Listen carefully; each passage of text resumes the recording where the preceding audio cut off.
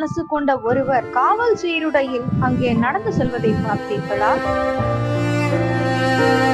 மயிலாடுதுறை காலை நிலவு வெயிலோடு சேர்ந்து கரைகிறது. சாலையின் ஓரமாக நடக்கிறாரே ஒருவர். தலையில் இருக்க வேண்டிய காக்கி தொப்பி கையெடுக்கு, தோளில் பதவி பசுமை, முகத்தில் ஒரு மயான அமைதி. அவரை பார்த்து கடந்து சென்றவர்கள் கண்ணிமைக்கவில்லை. ஒரு பக்கம் ஆச்சரியம், மறுபக்கம் அதிர்ச்சி. அவர் யார் தெரியுமா? மயிலாடுதுறை மாவட்ட மதுவிலக்குத்துறை டிஎஸ்பி சுந்தரேசன். அரசு வாகனம் இன்றி சீருடையுடன் நிலத்தை பிளந்துவிடும் தன்னம்பிக்கையோடு நடக்கிறார். வழியெல்லாம் இருசக்கர வாகனத்தில் செல்லும் மக்கள், ஐயா எங்களோட வாயா ராசா, ஐயா நாங்கள் உங்களை அழைத்து செல்கிறோம் வாங்க என அழைக்க அதை மரியாதையோடு மறுக்கிறார். இது என் கடமை, என் பொறுப்பு, நான் நடந்து போவதற்கும் தயார்தான் என அவர் சொல்லாத வார்த்தைகளை அவர் வீர நடை சொல்லுகிறது.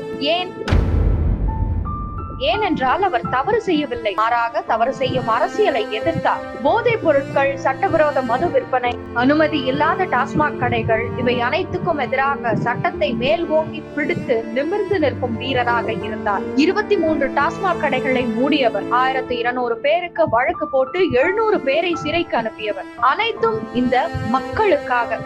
திமுகவினர் கண்களுக்கு முன்னால் ஒருவர் நேர்மையாக இருந்துவிட முடியுமா? வாழத்தான் விட்டு விடுவார்களா? உடனே அந்த நேர்மைக்கு பரிசளிக்க மேலிட உத்தரவு சட்டென பறந்தது.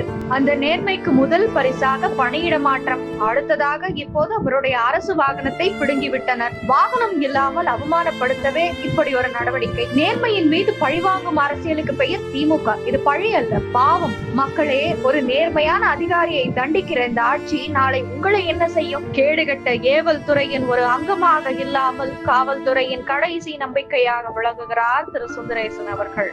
அவர் காவல்துறையின் வெறும் சாயல் அல்ல, அவர்தான் உண்மையான காவல்துறையினரின் உதாரணம். அவரை பார்த்து பலர் நான் போலீஸ் ஆகணும், IPS ஆகணும் என்று கனவு காணுவார்கள். ஆனால் இப்போது அவரை பார்த்து நேர்மையா இருந்தா இப்படித்தான் நடக்குமா? போராம் பாரு, ஏமாளி ஏமாளி ஏமாளி ஏமாளி, பிழைக்க தெரியாதவன்டா பிழைக்க தெரியாதவன்டா பிழைக்க தெரியாதவன்டா என்றுதான் சொல்வார்கள்.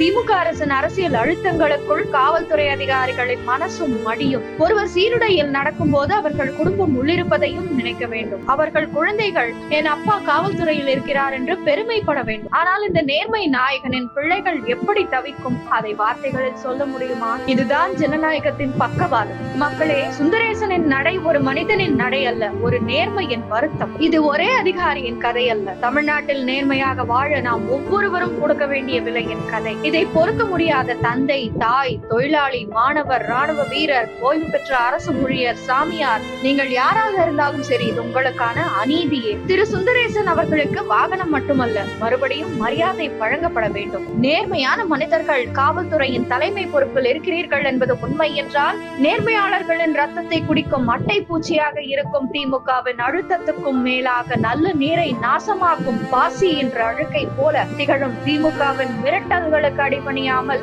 நீங்கள் உடனடியாக சுந்தரேசன் இழந்த மரியாதையை மீட்டு தர வேண்டும். இந்த நடை தமிழனின் நெஞ்சம் நடுங்க வைக்கும் நடை. இந்த நிலத்தில் நேர்மை பீடு நடை போட வேண்டுமா, அல்லது அரசியல் நாடகம் மட்டும் அரங்கேற வேண்டுமா? நீதியை நாம் பாதுகாக்க வேண்டுமா, அல்லது நேர்மையை பாவப்படுத்த வேண்டுமா?